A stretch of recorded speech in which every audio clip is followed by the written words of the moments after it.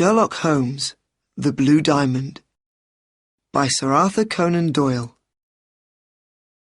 Text adaptation by Bill Bowler. Read by Wayne Forrester. Copyright Oxford University Press, 2002. Chapter 1. An Old Hat.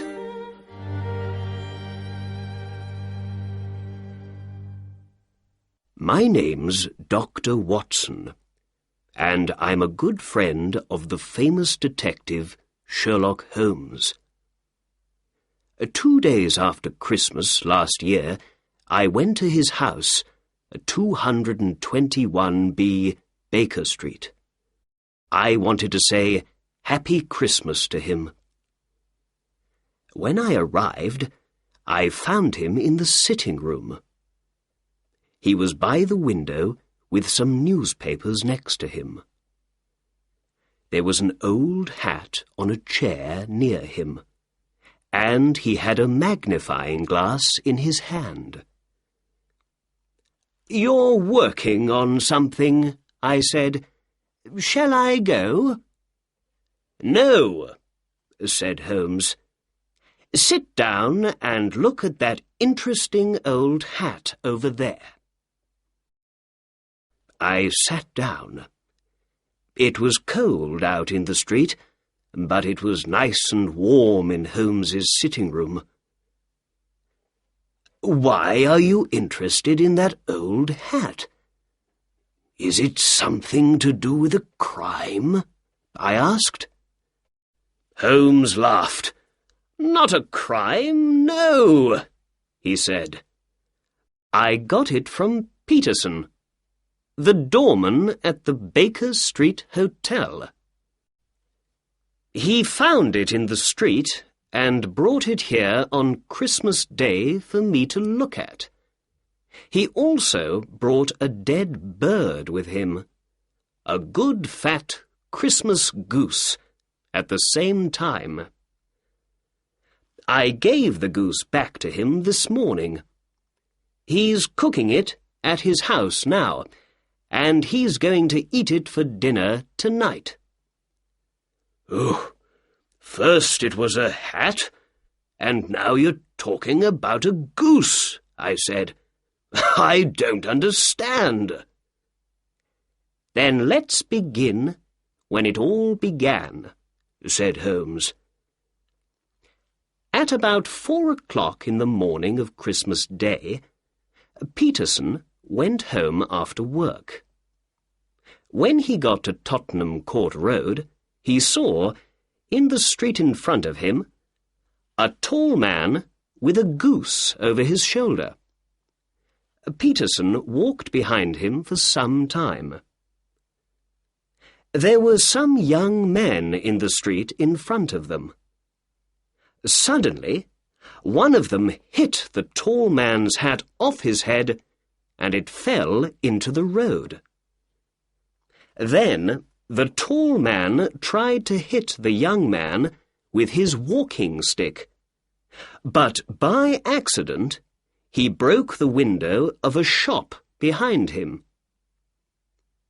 At that moment, Peterson ran to the man to help him, but the tall man ran away. Perhaps he felt bad about breaking the shop window. Perhaps he thought that Peterson, in his doorman's coat and hat, was a policeman. When he ran, he left his Christmas bird in the street next to his hat. The young men ran away at the same time. So Peterson took the goose and the hat home with him, and the next day he brought them here. There was an interesting little ticket on the goose's left leg, said Holmes. It said, "For Mr. and Mrs. Henry Baker." We can find the letters H.B. in the hat, too. "Oh, so the owner of the hat and the goose is called Henry Baker," I said. "Yes," answered Holmes. "But, my dear Watson, this doesn't help us very much. There are hundreds of Henry Bakers in London. I gave the goose back to Peterson this morning," he went on, "and I said to him, 'Have this for your dinner.' I didn't want it to go bad, you know." "Did Mr. Baker put an advertisement in the newspaper about his hat and goose?" I asked. "No," answered Holmes. "Then how can we find him?" "Well, perhaps his hat can help us," said Holmes. "Here's my magnifying glass, Watson. Now, you be a detective for a minute or two. What can you tell me about the owner of this hat?" I took the magnifying glass and looked at the hat.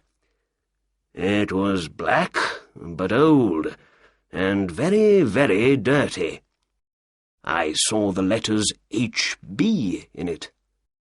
For me, it was no different from any other old black hat.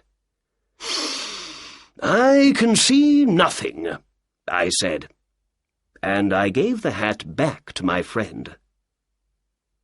"Excuse me, Watson, you do see, but you don't think about what you see." "All right," I said. "What can you see in this hat?" "The owner of this hat is an intelligent man," said Holmes. "He was once rich and is now poor. His wife loved him once, but she doesn't love him now. And he's 30 or 40 years old." "Well, perhaps I'm slow, Holmes, but I don't understand," I said. "Why is he an intelligent man, do you think?" Holmes put the hat on his head. It came down to his nose. "This is a big hat. A man with a big hat has a big head. And a man with a big head has a big brain. A man with a big brain thinks a lot." "But you say he was once rich and is now poor. Why?" "The hat is 3 years old. I remember these hats were in all the shops then. They were very expensive, too. 3 years ago this man bought a good hat. So he was rich then, but he has no money to buy a new hat now, so these days he is poor." "All right," I said, "but you say he is in his 30s or 40s. How does the hat tell you this?" "Well, when I looked carefully at the hat with my magnifying glass, I could see some grey hairs in it. People usually get grey hair in their 30s or 40s. "I see. But what about his wife? You say she doesn't love him." "Because the hat is very dirty. When a woman loves her husband, she cleans his hat for him." Perhaps he hasn't got a wife." "Yes, he has. Remember the ticket on the goose's leg?" "Ah, yes," I said. "You have an answer for everything." At that moment, the door opened, and Peterson, the hotel doorman, ran into the room. He looked very excited. "The goose, Mr. Holmes! The goose!" he said. "What's the matter with the goose?" asked Holmes. "Did it come back from the dead and fly off through the kitchen window?" "No, Mr. Holmes. My wife found this in the bird." Peterson opened his hand. There was a beautiful blue diamond in it.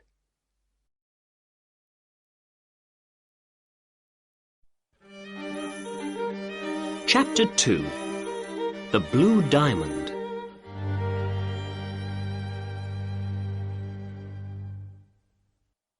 When Sherlock Holmes saw the diamond in the doorman's hand, he sat up. "Well, well, Peterson," he said. "What a wonderful thing to find in a goose. Do you know what you have in your hand?" "I think it's a diamond, Mr. Holmes. Is it expensive?" "Yes, it is," said Holmes. "This is the Countess of Morker's blue diamond. It disappeared a week ago." "How do you know that?" I said. "Watson, you must read the newspapers more often. There's an advertisement in the Times today about it. Here, look." Holmes gave the advertisement to me. Then Holmes spoke to the doorman. "It's a very expensive jewel, Peterson. The Countess paid about £20,000 for it. Last week, someone took it from her rooms in the Cosmopolitan Hotel. Now the Countess wants to get her diamond back. She says that she's going to give £1,000 to the finder." £1,000? cried Peterson excitedly. Then, without saying more, he sat down in the chair between us. First he looked at Holmes, and then he looked at me. "The diamond disappeared 5 days ago, I think," I said. "Yes," answered Holmes. "They say a young man, John Horner, took it. Here's a newspaper report about the case."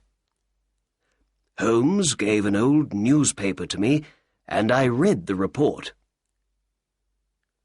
"A diamond disappears from the Cosmopolitan Hotel. The Countess of Morker's blue diamond disappeared from her room at the Cosmopolitan Hotel on the 22nd of this month. The police think John Horner, 26 years old, took the diamond from a jewel box when he went to repair the window in the room. James Ryder, the assistant manager of the hotel, told the court, 'I took Horner to the Countess's room, but then I went away for some time.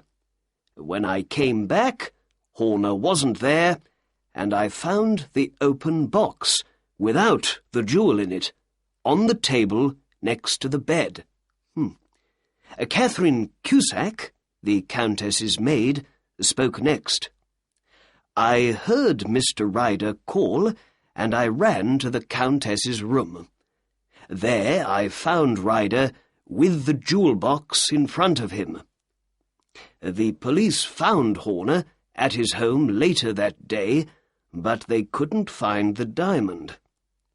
Later, Detective Bradstreet spoke to the court. When I said, 'You're a diamond thief,' Horner hit me. Soon after that, Horner told the court angrily, 'You've got the wrong man. I didn't take the Countess's diamond. I'm not a thief.'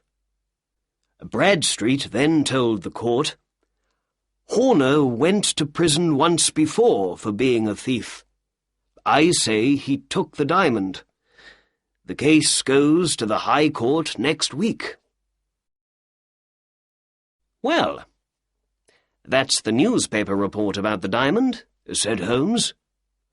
"Now we need to understand how the jewel left the Countess of Morker's room in the Cosmopolitan Hotel and arrived in Tottenham Court Road in a goose. You see, Watson, there is a crime in this case. Here's the diamond. The diamond came from the goose, and the goose came from Mr. Henry Baker, the man with the old hat. I know you felt a little bored when I told you all about Mr. Baker, but now we must find him. Where and how does he come into the case of the blue diamond? The answer to these two questions is most important. "But how can we find him?" I asked. "Through a newspaper advertisement," answered Holmes. He took a pen and began to write. "Did you lose a goose and a black hat some days ago in Tottenham Court Road? Are you called Henry Baker? Please come to 221B Baker Street this evening at 6:30 to get your things." "There. That says it all, I think," said Holmes. "Yes, but is he going to read it?" I asked. "Yes, Watson, I think he is. He's a poor man, remember? At the time he was afraid because of his accident with the shop window, but now I believe he feels very sorry about running away and thinks, 'Why did I leave that bird in the street?' Perhaps he looked for a newspaper advertisement about it yesterday. I think he's going to look again today, too. What's more, we've got his name in the advertisement, so I believe his friends are going to see it and tell him about it." "Yes, I see," I said. Holmes gave some money to the doorman and said, "Peterson, please go down to the newspaper offices and put this advertisement in all the evening newspapers." "Very good, sir. And shall I leave the diamond with you, sir?" "Yes, Peterson.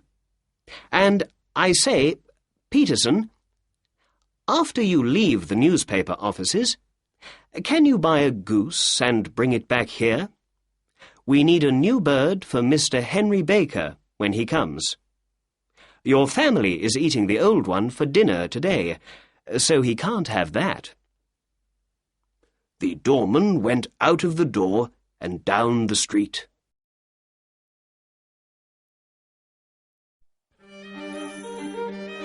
Chapter 3. Mr. Henry Baker.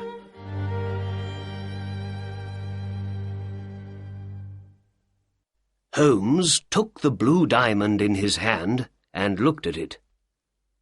"What a beautiful thing," he said. "Look at the wonderful colours in it. Dark blues and cold whites.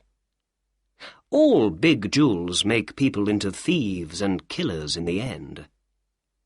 This one comes from the south of China, near the Amoy River. It's only 20 years old, so it's a young thing. But already, many terrible crimes are happening because of it. I'm going to put it in my safe now, and then let's write a letter to the Countess of Morcar and say we have her beautiful blue diamond here with us." "But Holmes," I said, "I don't understand. Is that young man Horner innocent after all?" "I don't know." "And what about Henry Baker? The tall man with the hat and the goose. Is he the jewel thief, perhaps?" "No, I don't think he is. I believe he's an innocent man. I don't think he knew there was an expensive diamond in his goose, a jewel worth more than £20,000. But let's wait and see. Perhaps Mr. Baker's going to answer our advertisement this evening, and then we can learn something more about him." "All right," I said. "I can come back after work this evening. I'm very interested in the answer to this case." "Good," replied Holmes. "Dinner is at 7 o'clock. I got to Baker Street at 6:30 that evening. There was a tall man already at Sherlock Holmes's front door when I came down the street. He wore a long winter coat and had a Scottish hat on his head. When I arrived next to him, the door opened. Mrs. Hudson, Holmes's housekeeper, said, "Good evening" to the two of us, and we went in and upstairs to Holmes's room. "Mr. Henry Baker, I believe," said Holmes to the man when he came in. "Please, sit down." Holmes looked at me and smiled. "Ah, Watson, good. You are here when we need you." Then he looked back at his other visitor. "Is that your hat, Mr. Baker?" Mr. Baker looked at the hat on the chair. "Yes, sir. That's my hat. There's no question about it." He was a big man with a big head, an intelligent face, and grey hair. I remembered Holmes's words about him. He wore a dirty old black coat, with no shirt under it, but he spoke slowly, quietly, and carefully. I looked at him and listened to him, and I thought, yes, this is an intelligent man. He was rich once, but now he has no money, and things aren't easy for him. "We found your hat and your goose some days ago," said Holmes. "But we couldn't find you very easily, Mr. Baker. We didn't know your address.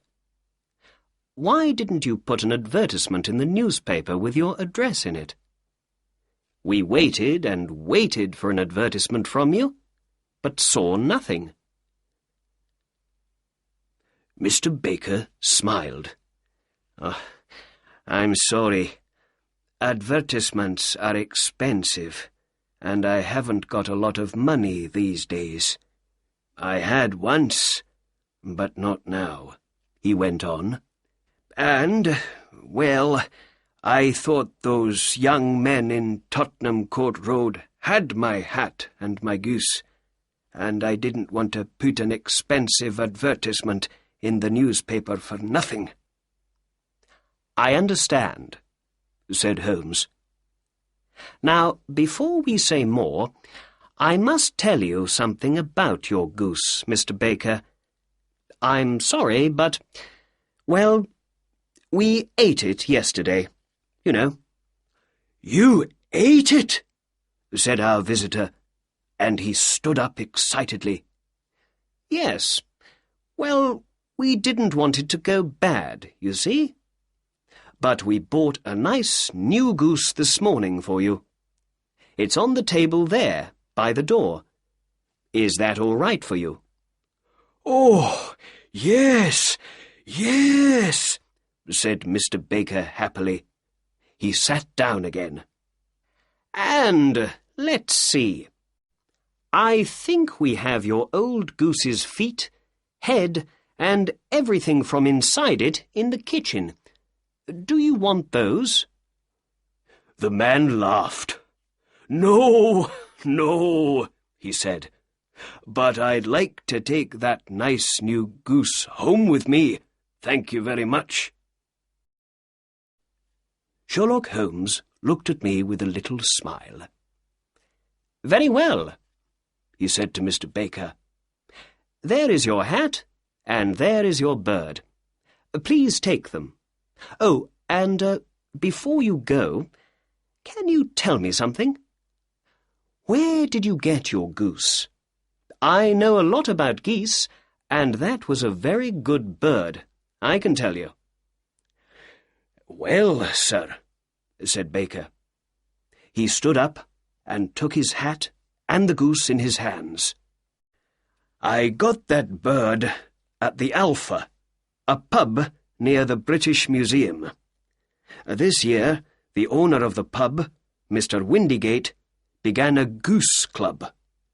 Every week, we all put 5 or 6 pence into a money box, and at Christmas time, we all had the money for a goose."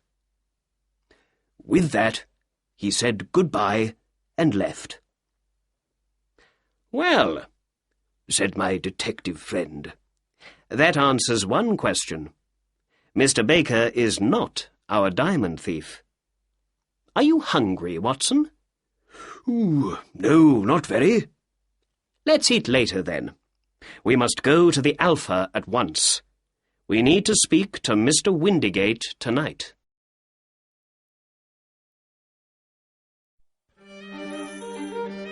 Chapter 4. To Mr. Breckenridge's.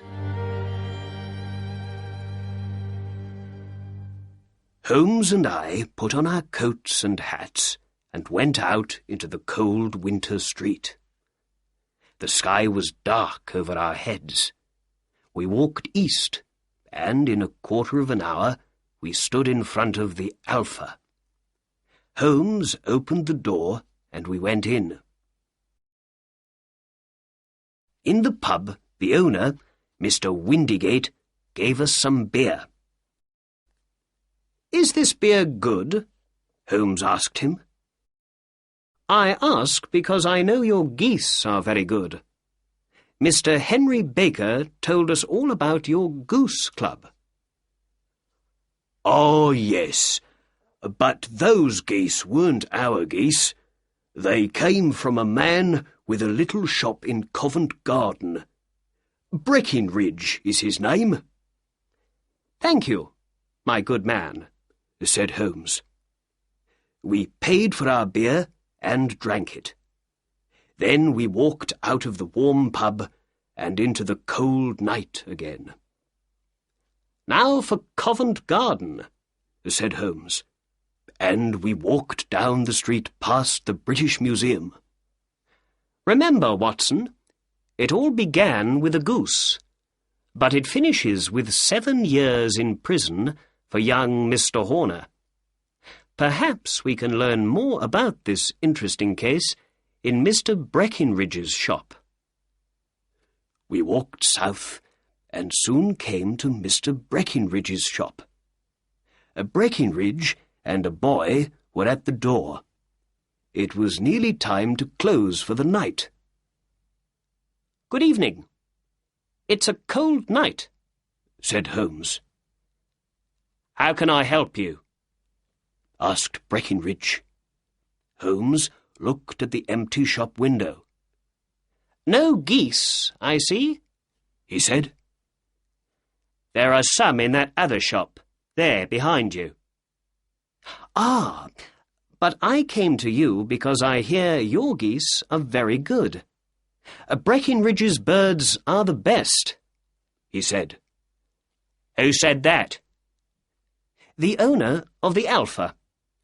"Ah, yes. He had 24 of my geese 2 days before Christmas. They were very good birds, too. Where did you get them?" "I'm not going to tell you," said Breckenridge angrily. "Again and again people come and talk to me about those geese, and I don't like it. I paid good money for them.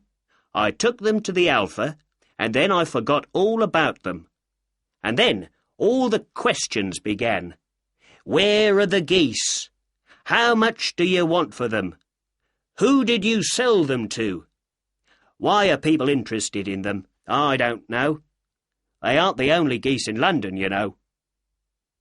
"I know," said Holmes. "But who asked you all those questions before? Not me. I had nothing to do with that, you know. But now I need your help. We ate a goose at the Alpha, and I say it was a country goose. But my good friend, Dr. Watson here, says it was a London goose. Which of us is right? It's an important question. £5 goes to the winner. Well then, you lose, and your friend is the winner, said Breckinridge. That goose came from London. I can't believe that, said Holmes. £1 says I'm right. Very well, said Holmes, and he took out £1. I'm ready to pay, but I know you're going to lose your money. Breckinridge laughed. Bring me the books, Bill, he said. The boy brought 2 books to him. Breckinridge opened the little one. This is my address book, he said. When people sell their geese to me, their addresses go in here. Country people on the left and town people on the right. The numbers after every name are page numbers in my big book. Read out the 3rd name on the right, said Breckinridge. Mrs. Oakshott, 117, Brixton Road, number 249, read Holmes. Then Breckinridge opened the big book. And this is my in and out book, he said. Let's look at page 249. Here we are. Mrs. Oakshott. What can you see for December the 22nd? 24 geese from Mrs. O, read Holmes. All 24 to Mr. Windigate at the Alpha. There. What do you say now? Said Breckinridge. Holmes put his £1 into Breckinridge's hand angrily.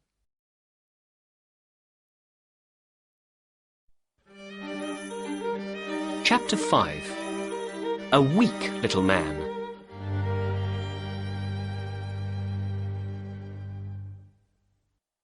In the street, Holmes stopped. Suddenly, he wasn't angry.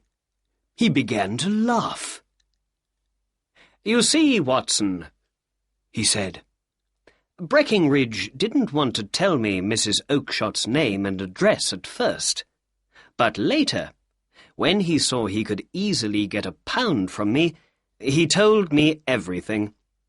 And he said something very interesting when he got angry. Did you hear? Other people are asking questions about those geese.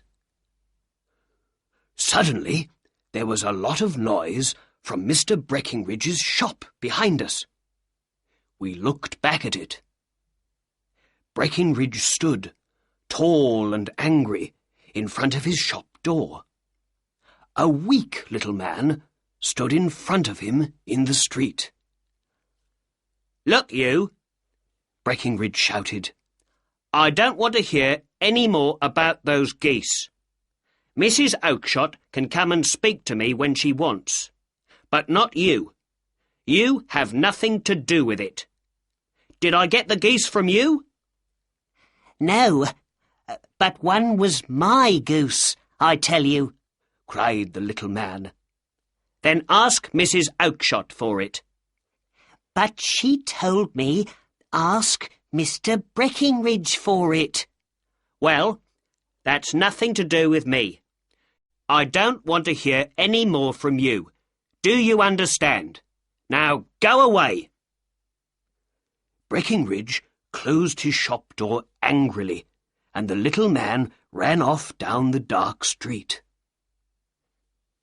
Perhaps we don't need to visit Mrs. Oakshott in Brixton Road after all, said Holmes to me quietly. Let's talk to that man. Perhaps he can help us. Holmes walked quickly up behind the little man and put a hand on his shoulder. The man stopped and looked back over his shoulder at us. His face was white. Who are you? What do you want? He asked weakly. "Excuse me," said Holmes, "but I heard your questions to that shop owner.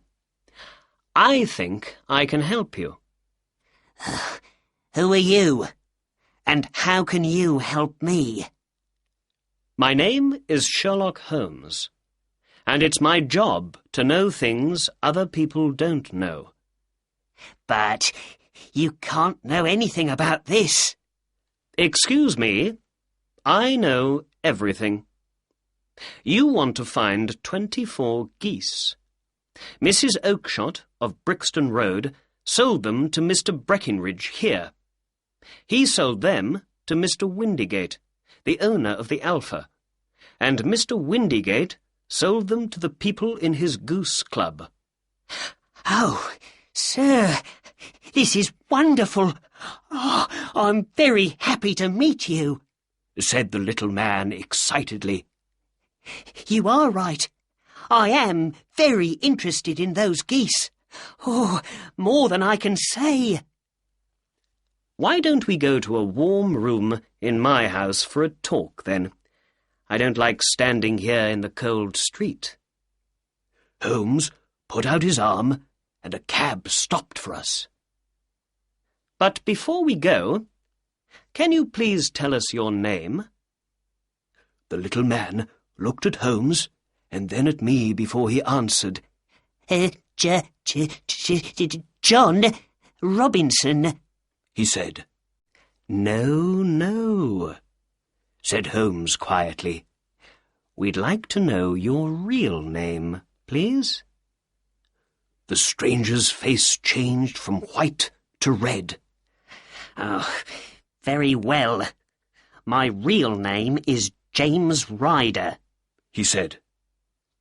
"Well, well, well," said Holmes. "Assistant manager of the Cosmopolitan Hotel. Now, let's get into the cab and go home. Then I can tell you everything you want to know."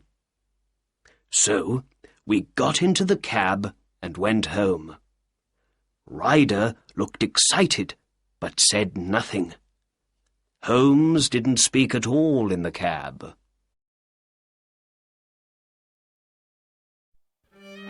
Chapter 6.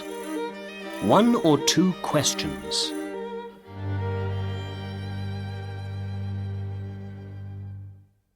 When we arrived at 221B Baker Street, we got out of the cab and went in. Back in his sitting room, Holmes spoke at last. "Please sit down, Mr. Ryder. Now, where were we? Ah, yes. You want to know what happened to those 24 geese. Or perhaps what happened to one of those geese. You are interested in only one bird, I think. A white goose with a black tail." "Oh, sir," Ryder said excitedly. "Where did that bird go to?" "It came here. And it was a most interesting bird. We found something in it after it died. The most wonderful thing. Here it is." Our visitor stood up weakly. Holmes opened his safe and took out the blue diamond. In his hand it was cold and beautiful. Ryder looked at the jewel, but said nothing. Holmes spoke for him. "We know it was you, Ryder," he said. "Sit down and have a drink. You look very weak." I gave Ryder a drink. He sat down and drank it quickly and looked at Holmes. I saw he was afraid. "You don't need to tell me much," said Holmes. "I know nearly everything about the case, but I have 1 or 2 questions to ask. How did you hear of the Countess of Morcar's blue diamond?" "Catherine Cusack, her maid, told me." said Ryder. I see, Holmes went on. So you and Cusack wanted to get the diamond and sell it for lots of money. You asked John Horner to come and repair the window in the room because you knew of his time in prison. When he left, you took the diamond from the Countess's jewel box. Then you called the police. They came at once. Because of Horner's time in prison, they believed he was the thief. It was all very easy. Then, Oh, please, please, cried Ryder, now on the floor at Holmes's feet. think of my father. Think of my mother. I never did anything wrong before. I'm never going to do it again. Please don't tell the police. I don't want to go to prison. Sit down in your chair, said Holmes coldly. You're crying now, but did you feel sorry for young Horner? He knew nothing of this crime, but the police believed he was a diamond thief, and so he went to court, and he is now going to prison, all because of you. I can leave the country, Mr. Holmes. Then, when I don't go to court, Horner can leave prison. We can see about that later, said Holmes.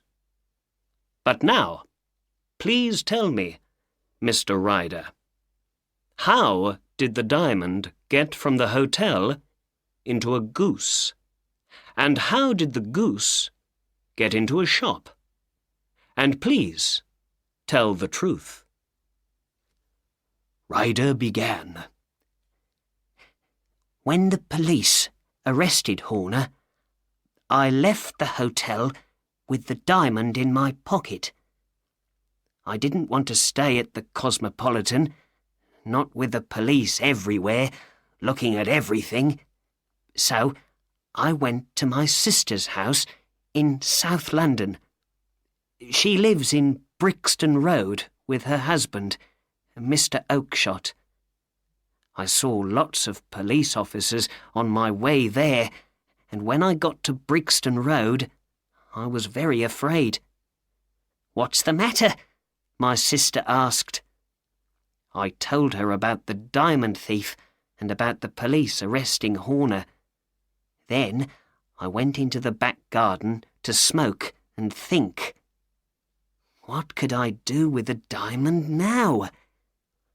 In the garden, I remembered my friend Maudsley. He began well, but he went bad, and in the end he went to prison for his crimes. Perhaps he knows about selling diamonds, I thought. So I decided to visit him at his home in Kilburn in North London. But how can I walk across London with the diamond? I thought. I can't have it in my pocket, not with all those police officers in the streets. Then I looked down at the geese in the garden, and I thought of something. I knew one of those geese was for me, for my Christmas dinner. So I decided to take my goose there and then, and not to wait for it. I quickly caught a big white goose with a black tail. Then I took the diamond from my pocket and put it into the bird's mouth. I felt the jewel go down its neck. With the diamond now inside the goose, I felt happy. I could walk to Kilburn and back easily. Then my sister came into the garden. "What are you doing with that goose?" she said. I put my bird down and it ran off with the other geese. "That's the goose I want for Christmas," I said. "Very well, catch it, kill it, and take it with you," she said. Well, Mr. Holmes, I caught that bird, killed it, and took it with me to Kilburn. There I told my friend Maudsley all about the diamond, and he laughed and laughed. We got a knife and opened the goose, but we couldn't find the diamond. I knew then something was wrong. I left the goose with Maudsley, ran to my sister's house, and went into the back garden. There were no geese there. "Where are they all, Maggie?" I said. "In Mr. Breckinridge's shop in Covent Garden." "Were there 2 birds with black tails?" I asked. "Yes, there were, James," she said, and to my eyes one was no different from the other. I understood it all then. The diamond was inside the other goose with the black tail, and that goose was now in Mr. Breckinridge's shop. I ran to Covent Garden at once and went to Breckinridge's. But the geese weren't in his shop, and when I asked about them, he told me, "I sold them all at once." "But you must tell me. Where are they now?" I asked again and again. But he never told me. You and Dr. Watson heard him earlier tonight, Mr. Holmes. He never answered my questions. Now my sister thinks I'm a terrible brother. I'm a thief. I'm going to lose my good name. And I never got any money from my crime at all. Oh, what's going to happen to me? He put his head in his hands and began to cry. Holmes didn't speak for a long time. Then, in the end, he stood up and opened the door. "Get out," he said. "Oh, thank you. Thank you, sir," said Ryder. "Be quiet and get out," said Holmes again. And, with that, Ryder ran out of the door, downstairs, out into the street, and away. "After all, Watson," said Holmes, "it's not my job to do the police's work for them. And young Horner's going to be all right. Ryder isn't going to go to court now. Without him, the police have no witness to say Horner was the thief. Perhaps I'm doing something wrong, but I don't believe it. I think I'm helping Ryder to be a better man. Send him to prison now, and you make him into a thief for life. But now he's afraid. He's not going to go wrong again. We found the solution to the crime, and that makes me happy. And it's Christmas after all. And Christmas is a time to be nice to other people, I believe. And now, Watson, let's ask Mrs. Hudson to bring in our dinner."